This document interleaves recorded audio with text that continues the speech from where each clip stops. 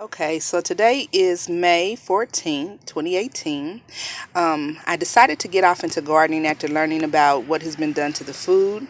And so I'm just going to share with you a couple of the things that I have planted. I'm a first time gardener. I'm brand new to gardening. I was going to take it slow, but I couldn't help myself. I just jumped all the way in.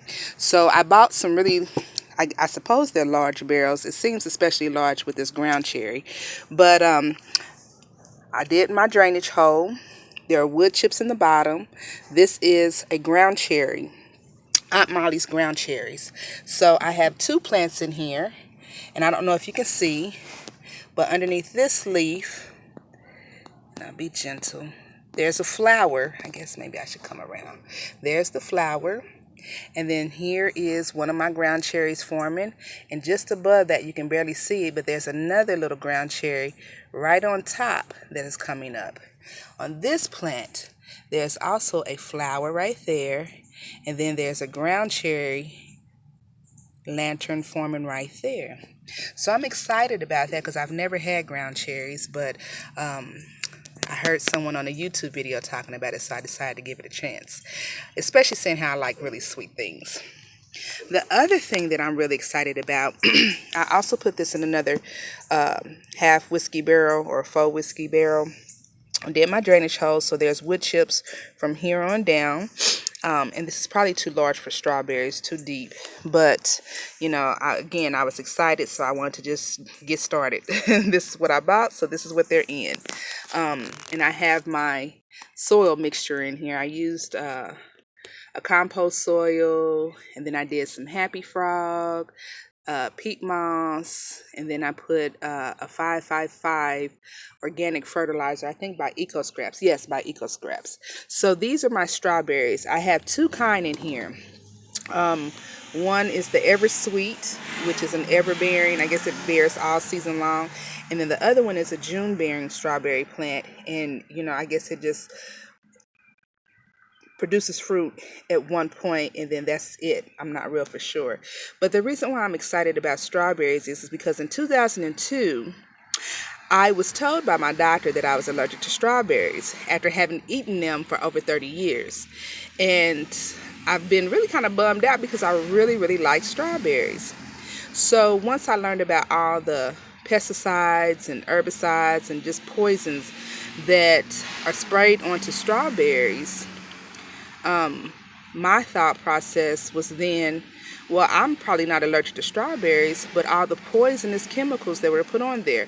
So I said, well, I'm going to grow my own strawberries and I'll take it slow and give it a try.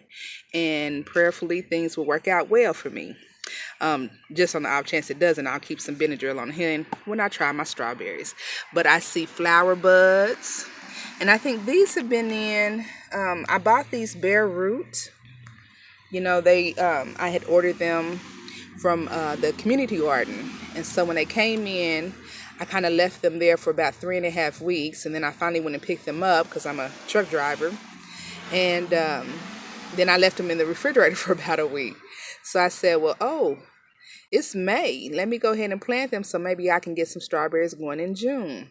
So it didn't take but a couple of days, literally, for these things to just like take off. I mean, literally the next day they had taken off and started growing. I saw like a lot of growth. And every single day they're just kicking butt. So I'm really excited about the strawberries.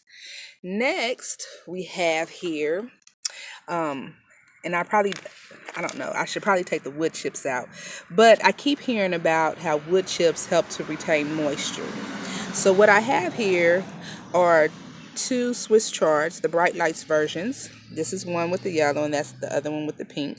And then I have a mixed kale brand here so I can get my leafy greens in. Because I really like Swiss chard and I like kale.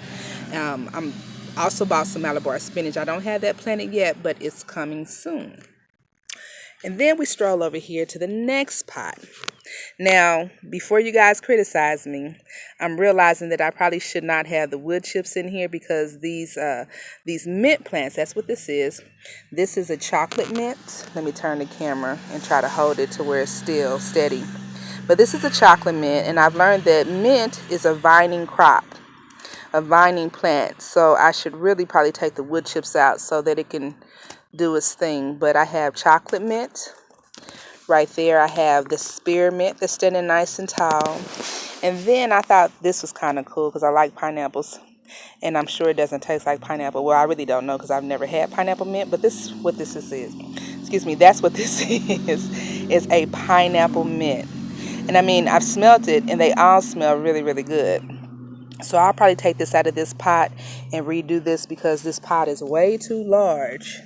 I don't know if you can see, but this is a really, really deep pot. If I were to put my foot down, this pot comes up halfway to my calf.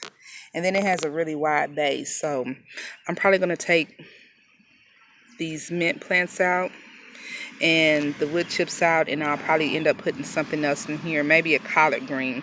I'm really not for sure because the weather has been really, really wonky. We've had winter weather all the way up until May, and then it's like we went straight into summer weather. So I don't know how well collards will do. I keep hearing about bolting when the weather gets hot, but I have a couple of collards that I'm thinking I want to go ahead and still plant and just see how they do. Maybe I can get a little bit of use out of them before they turn bitter or whatever the case may be. But nonetheless, this is the beginning of my container garden.